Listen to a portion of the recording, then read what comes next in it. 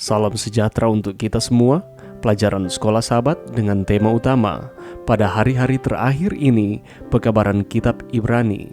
Pelajaran keempat, Yesus saudara setia kita. Senin 17 Januari, tidak malu menyebut mereka saudara. Kitab Ibrani mengatakan bahwa Yesus tidak malu menyebut kita saudaranya. Meskipun bersatu dengan Allah, Yesus merangkul kita sebagai bagian dari keluarganya. Solidaritas ini kontras dengan rasa malu publik yang diderita oleh para pembaca Ibrani dalam komunitas mereka. Bacalah Ibrani 11 ayat 24-26. Dengan cara apa keputusan Musa menjadi contoh dari apa yang Yesus lakukan bagi kita? Pernahkah Anda membayangkan apa artinya bagi Musa disebut anak putri Firaun? Dia adalah sosok yang kuat di kerajaan paling kuat saat itu.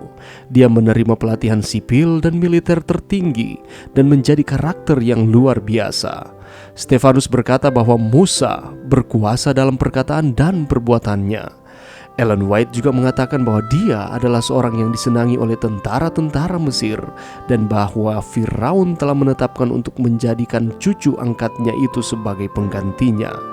Namun, Musa meninggalkan semua hak istimewa ini ketika dia memilih untuk mengidentifikasikan dirinya dengan orang Israel, bangsa budak tanpa pendidikan dan kekuasaan. Bacalah Matius 10 ayat 32, 33, 2 Timotius 1 ayat 8, 12, dan Ibrani 13 ayat 12-15. Apa yang Allah minta dari kita? Ini adalah bagian dari masalah bagi para pembaca kitab Ibrani. Setelah mengalami penganiayaan dan penolakan, banyak dari mereka mulai merasa malu kepada Yesus. Dengan tindakan mereka, beberapa orang berada dalam bahaya menempatkan Yesus dengan menghinanya di muka umum, gantinya menghormati dia. Jadi, Paulus terus-menerus memanggil para pembaca untuk teguh berpegang pada pengakuan dari iman mereka. Allah ingin kita mengenali Yesus sebagai Tuhan dan saudara kita. Sebagai penebus kita, Yesus telah membayar hutang kita. Sebagai saudara kita, Yesus telah menunjukkan kepada kita cara kita harus hidup agar kita akan menjadi serupa dengan gambar anaknya, supaya ia, anaknya itu, menjadi yang sulung di antara banyak saudara. Pikirkan sejenak tentang keputusan yang harus diambil untuk merangkul kita sebagai saudara. Mengapa yang Yesus lakukan jauh lebih merendahkan dirinya daripada yang Musa lakukan? Dan apa yang diajarkan hal ini kepada kita tentang kasih Allah bagi kita? Pelajaran yang bisa kita dapatkan pada saat ini. Kalau kita membuka di dalam Ibrani 2 ayat 11, di sana dikatakan seperti ini. Sebab ia yang menguduskan dan mereka yang dikuduskan, mereka semua berasal dari satu. Itulah sebabnya ia tidak malu menyebut mereka saudara. Kehidupan kekristenan kita ini unik dan luar biasa, berbeda dengan kepercayaan-kepercayaan yang lain. Apakah keunikannya? Bahwa semua orang yang percaya kepada Kristus sebagai Tuhan dan Juru Selamat disebut pengikut Kristus. Mereka ini juga disebut bersaudara. Padahal secara ikatan darah kita lahir secara berbeda. Tidak ada ikatan darah. Tetapi apabila kita merupakan pengikut Tuhan, kita disebut saling bersaudara satu dengan yang lain. Alkitab juga menyatakan bahwa setiap orang percaya adalah bagian atau anggota dari keluarga Tuhan. Efesus 2 ayat 19 mengatakan bahwa demikianlah kamu bukan lagi orang asing dan pendatang, melainkan anggota keluarga Allah. Jadi begitu luar biasanya penghargaan yang diberikan kepada pengikut-pengikut Tuhan, bahwa kita adalah saudara satu dengan yang lain dan kita merupakan anggota keluarga Tuhan. Melalui karya penebusan Yesus Kristus, semua orang percaya dibawa di dalam persekutuan di dalam Kristus dengan Bapa.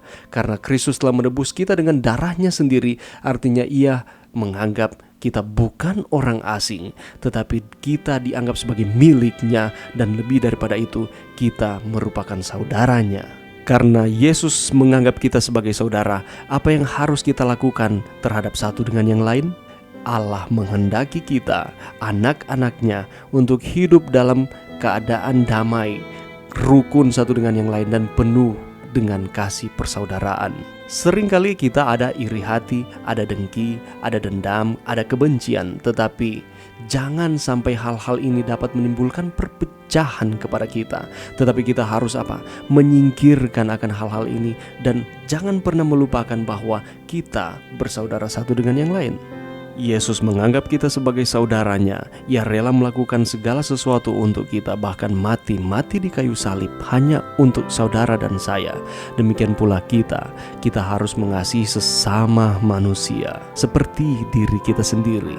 Apabila kita menyatakan bahwa kita mengasihi Tuhan, akan terlihat dari tindakan kita, apakah kita mengasihi sesama manusia atau justru kita tidak mengasihi sesama kita. Sebagai saudara dan satu keluarga di dalam Yesus Kristus, seharusnya kita saling mengasihi satu dengan yang lain. Mari berdoa. Terima kasih Tuhan atas firman-Mu pada saat ini. Terima kasih karena Yesus menganggap kami saudara, dan kami mau untuk terus setia kepada Tuhan, mengasihi Tuhan di dalam kehidupan kami dengan cara kami mau mengasihi sesama manusia, karena kami semua adalah saudara di dalam Tuhan. Ini doa kami di dalam nama Yesus. Amin.